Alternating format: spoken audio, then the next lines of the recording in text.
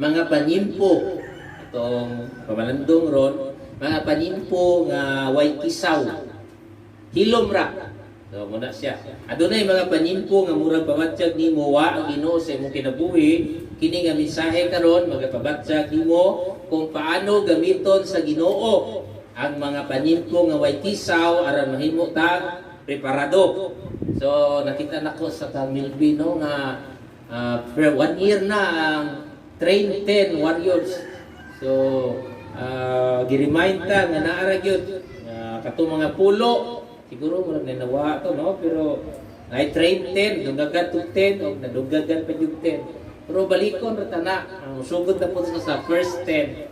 May mga tiyempo nga taguan ka sa Ginoo nya wala kay makit-an nga pagbago sa palibot, pero sa sulod nimo sa imong personal nga kinabuhi adunay ginahimo ang Ginoo nga ikaw ra ang nakahibalo. Adunay siya mga pastada o mga pagpangandam para nimo. Adunay mga sitwasyon nga motubo ka sa imong pagtuo, nga mulig-on pa imong pagsalig niya, i-plaster ka niya sa mga sitwasyon nga makaangat ka sa imong panabuhi.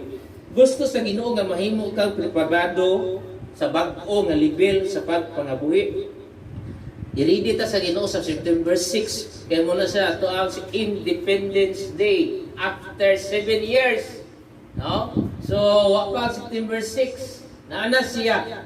Okay, so salamat sa naminsan ani, sa nagtaod o sa kortina. Ako ganahan jud kong hayag o colorful nga palibot, kung pwede mo lang may mga buwak diri, no? Pwede mo lang may mga lightings patangadugan. Muna siya ako ang mga pananaw sa pagpadalagan sa simbahan, kay pasalamion nato ang simbahan, malipay ang Ginoo, palapion ko na niya inyong balay. Amen? Amen. No? So, siguro naakaroon sa sitwasyon nga way kisaw, pahilom-hilom ra ka, madapli niya, mura ka gitaguan, na gusto manunta ka makitaan, gusto manunta ka mularga, gusto manunta ka musugod na sa negosyo, o tangali, nakasugod na ka, pero naundang, apat ka na nga sitwasyon, wala nagpasabot, no, nga nalimtan ka sa Ginoo, iya nabatian imong mga pag-ampo, iya nakita imong mga luha, mauni atong timan-an. Wala ang Ginoo nagpreparar og panalangin para nimo. Hinuon, ikaw ang gipreparar sa Ginoo sa panalangin. Naara ang panalangin, naara ang isda. Pwede sila makakuha kung mag-ingon sa Ginoo, tak-tak, naara na isda. So, sa matag pasar nimo sa mga pagtilaw ni adto mga panimpo nga way kisaw, mahimo ka preparado sa pagdawat sa mga sabat sa imong pag-ampo, ug mahimo kang andam sa pag-atubang sa dason na pud nga hagit sa pangabuhi. Okay, so kalami sa tuang person worship no nga sa diin nga tagduha na lang noon dito pa galami kay mga bag-o ng kanta nya patinga mo no nga kauban guru diha way tingog regular para pagpakpak okay na, pero nakita na ko na sinilo ga person worship hindi sige mo siya kanta. Ato pa bisag bata kamo mo kanta na ikaw tiguang na ka di ka mo kanta, no? Gawas og ka mo kanta. Pero pagpakpak okay na. Mali ato pagkawalandong mga panimpo nga way kisaw hilom ra kay gipreparar dai ka sa Ginoo. So muni siya ang ato pamalandong mga chimpo nga way kisaw na unsa man ka, mga chimpo nga way kisaw nag-unsa man ka. Kumusta man imong pagtuo? Kumusta man ka bilang tao? Sama ka nagpasaway? Sama ka nag-wild ka? No? Kay puslan man o nagtinarog ka? Mauna siya itong pamalandog. Parehas ni David. Kung imo lang padayuno na paghimo sa insakto, magtinarong ka o magpugi, maabot ang chimpo nga makitaan ka. No, i-promote ka sa Ginoo, kung maabot na imong chimpo, may kisaw na, wala na'y makapugong sa imong pag-asinso, wala na'y dimalas na imong ingnon na dimalas mangguro to, wala na po'y pagmahay, kay kamao na ka, kay hindi na kabasi sa imuhang naagyan, imuhang tanaw na mga nangagi, nga kabahin sa training sa Ginoo nimo, di na ka magdumot, di na ka maglain sa uban, nga ginato ka, kay mao dito siya matabo bisan unsa pag-rewind kay ikaw dili pa preparado anang klase nga mga tao, dili pa ka preparado anang klase nga mga sitwasyon or mga tentasyon o mga pagtinglaw kay ipaagi pa ka sa kalayo kay human ana mo shine ka nga murag bulawan. Sa una siguro gitaguan ka sa Ginoo karon pagwaon kaniya sa hawla kay pwede na ka mulupad kuyog ang iyang pabor o pagpakamaayo makaadto na ka sa mga lugar nga dili niyo maadto sa imurang ikasarang dili ka makulbaan dili ka mahadlo ka iya kang ubanan. Amen. Okay, so tingali mo batya ka nga mura ka gapananggo ron mura kang nabiyaan ayaw ka ba ka kag pagwaon na ka sa Ginoo timan ini iambak ra kaniya nga mabalik ang mga nawa nimo. Amen. Unsa man to nawaan mo ibalik na sa Ginoo man sa Joel, no? Itugpo ka sa Ginoo sa pamaagi nga posible ang nauna maawaki. No, si David kamanghuran siya pero siya pa'y nahimong hari. Siya pa hinungdan wa nakabayan og bugis ay ang pamilya ug tungod kay nadato siya nahimo siyang umagad sa hari hasta yung pamilya pagdulungan to niya mga kaayuhan. Di ba? Asawa mo nimong anak sa hari. Ang ato timan ano ikaw ron na malandor ka nagpungko ra ka mo ba nato diri ilumon napahilom-hilom ra pero sama sa alahas no nga mahal og presyo. Timan na to. Wala na nato gina-display kay basi kawato na. Ato ara na siya ipagawa sa time ng mga okasyon, no? Mao na siya. Taguan ka kay bililhon ka timanini, amen? Ang rason di ay nganong gitaguan ka, gipahilom ka sa Ginoo kay bililhon dai ka timanini, no? Kay pagwaon ka niya sa time na kinahanglanon na muna siya ang alahas, muna siya ang bulawan, muguwa na siya sa time nga kay kung ang bulawan naara sa pirmi sa bisag diin, bisag manginhas ka to ay bulawan, bisag lakad-lakad ka sa dan ay bulawan, ang bulawan wa na naibili. Inaaraman nganong taas og bili ang bulawan kay pangitaon. So, naingon na ikaduhang Korinto 4:17 kung ma-check niyo sa Bible, 2 Corinthians 4 verse 17. Naingon diha kay kining mga gagmay o lumalabay nga mga kalisdanan among giantos naghatag kanamog labihan kadako ug walay katapusang himaya nga labaw kaayo kaysa mga kalisdanan. Mao kini atong bag-o nga pamalandong ha mga kaigsuonan, wala ang Ginoo nagpreparar og panalangin para nimo. Hinoon ikaw ang gipreparar sa Ginoo sa panalangin. Naara ang panalangin, naara ang isda, no, dumduman nato. Si Joseph gitaguan sa Egypt, sulod sa 13 ka tuig kay gibaligya sa siyang mga maguwang. Nya naabot siya sa prisuhan kay gipasanginlan siya nga ng lugos. Oh, karon pasanginlan ka ng lugos. Mura bitaw no. No na. No, so daghan na istorya alin tayo na. Nya di ka gid siya Egyptian, taga Israel siya. So dato pa gyud asawa ni Potiphar ang pasanginlan. So grabe kini ang pagdaot siya ang pagkatao pero no, iyang gipakita nga kamao siya mapasaylo. Sulod sa prisuhan, imbes nga maglain siya sa iyang gitabangan, paagi siyang abilidad ang baker sa hari o butler sa ni Pharaoh. No? Kaning baker, siya ang manugluto sa hari. Sa kanon sa hari, siya ni napriso, napasanginlan. Ang butler po, siya ni ang murag munugluto sa sudan sa hari. Nga priso, kay siguro kasuha, na ato sa priso, nagkuig sila Joseph. Yan, ito siya, Egyptian po iyang gitabangan. Joseph was ready to serve. No? Hindi niya ito kalimtan na itong buto. No? Kaya bisag sa prisuhan, pwede ka kaservisyo. So release the blessing, paagi sa pagpasaylo, pagpasiguli, ayaw pagdumot kay tanan nga tao, customer. Hasta imong kontra, baligyae. No? Una sa mga negosyante. Mateo 16:20, gibasa ni ganina ni kisa to nagbasa ni Bungbong, no? Mateo 16:20. ipasidan ni Jesus iyang mga tinunan nga dili isaba bisan kinsa nga siya ang Mesiyas. Kahibaw si Ginoong Hesus nga taguan usa siya sa kay dili pa niya tsimpo. Nataw si Jesus Christ, but remember this, nagsugod siya sa ministry, gitumawad siya ni John the Baptist sa edad nga 30 anyos. Wala dahil siya isugod og mga milagro. Makita na to si David, gihaplasan siya sa edad nga 17, naghuwat pa siya og 13 ka tuig usa siya nahari. May 13 years ka pagkuha. Si Jesus, naghuwat siya nga moedad sa 30 anyos. Usa siya ring sugod sa ministry. Ikaw, unsa man imong panugod, unsa man imong tsimpo, unsa man imong panyimpo ron. No? No, katapusan nga bersikulo gibasa ni Joshua, murag first time niya basa ron, no? Murag way ratol, no? Okay, so 1 Kings chapter 17 verse 3, unang hari 17:3. Elijah, grabe iyang guts. Iyang gatubang si Haring Ahab. Senior Hari, iman ini. Sugod ron. Sugod siya sa palasyo, ha?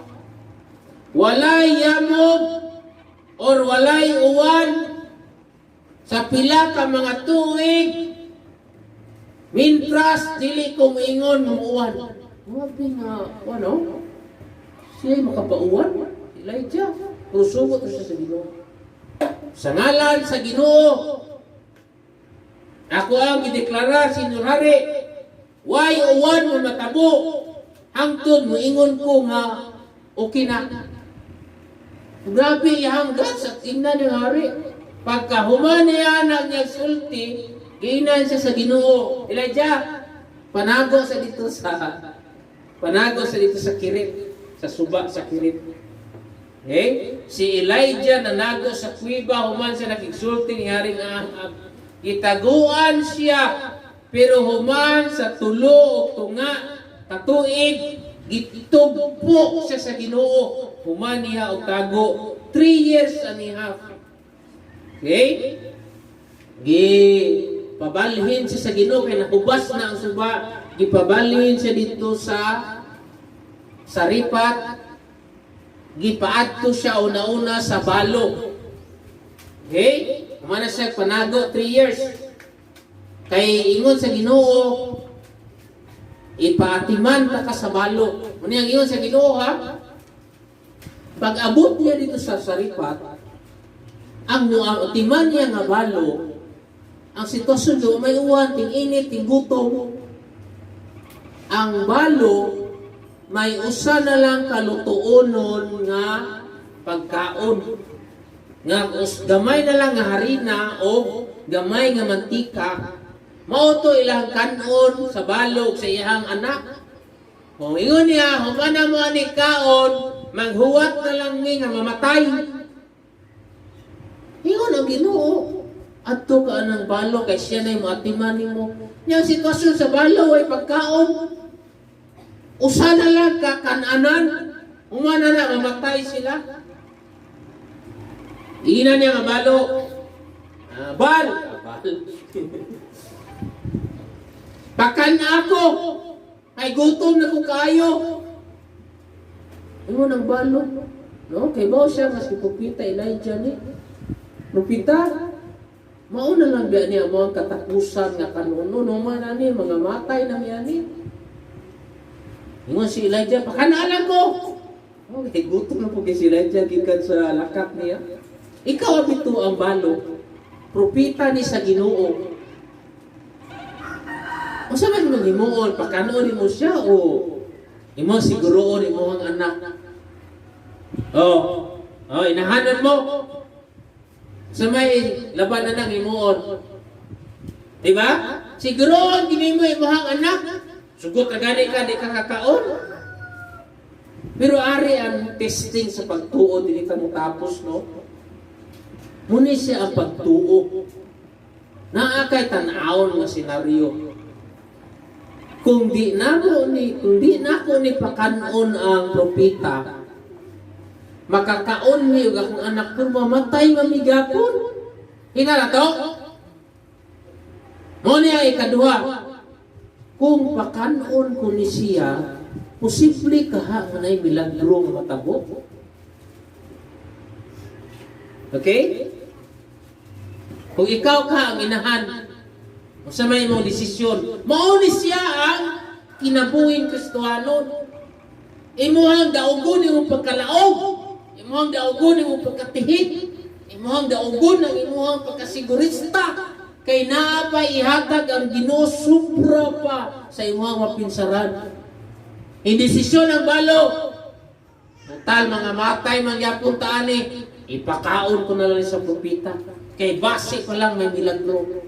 Pag humaniyag luto atong harina o katapusan na lana, pagkaon sa propeta, iingnan siya panguha o mga tibod sa tanan nimong silingan, pangdala dire, tanan nga masuklan nga tibod, dala dire. Wala tanay silingan di panawag, dala dire nga tibod. No, gana si Prophet Elijah. Ipangdala tanan, no, mga kantinir o sa to dito, giampuan ni Elijah og napuno sa harina og sa lana nga mga ilutuan sa harina ang tanan nga tibod nga gipanulod.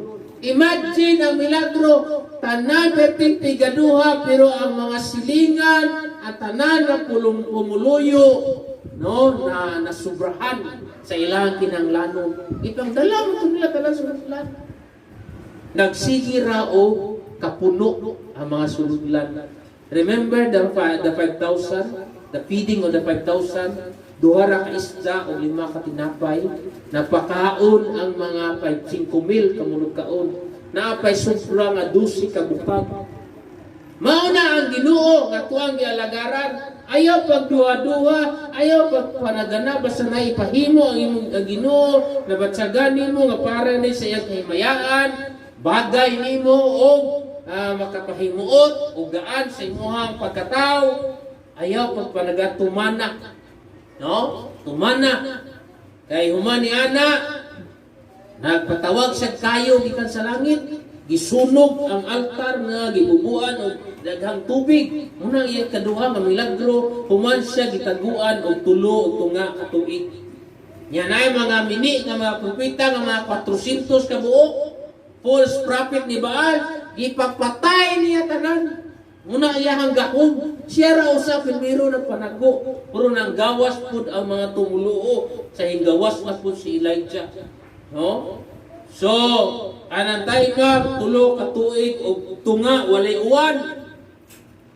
Mao na remember, naasay gisugo nga bata, tanawa ko naa na bay dagkong. Ingon ang bata wala pa, sir. O balik ka, wa gyapon. Pag ikapito niyang balik, ing-announce sa bata, no? Sir, naanay dagom nga murag kinumo kadako. Yun si Elijah, mao na na. Ina si Ahab, pauli na kay mas mauwanan siya. So muna siya ang kinabuhi ni Elijah nga gitaguan siya tulo ka tuig ug tunga human ni ana hing perform siya sa mga milagro. Aduna ninyo diri gapahilom-hilom ra, gapungko ra karon nga murag wala ra, way kisaw, puro maabot ang 5 pila ka tuig, usa ka sa ideklarar, makitaan ng mga dato aning lugar. Usa ka sa mahimong manager sa negosyo, usa ka sa swertihon sa kinabuhi, na usa ka sa lugatag ini si bana, daghan niya mga project diri, usa ka sa financier. Muna timan pero musugod na sa ron sa imuhang pagpamati. Nga imuhang gikumit, imong kagulingon, ning pledge ka, Lord, mag-ayuhan ako, matuman na ni kong ihandom, muna akong panaan mo. Ikaw raw ang Ginoo na nasayon, kung di mo na tumanon, ang Ginoo ra po na imuhang giintok o giwaysan. Okay? So may mga katuigan nga ikaw ra. Wa kay kauban, wa kay kaila, perting subua, perting mingawa, Umusta man ka, nag-wild ka o nagbinutan ka.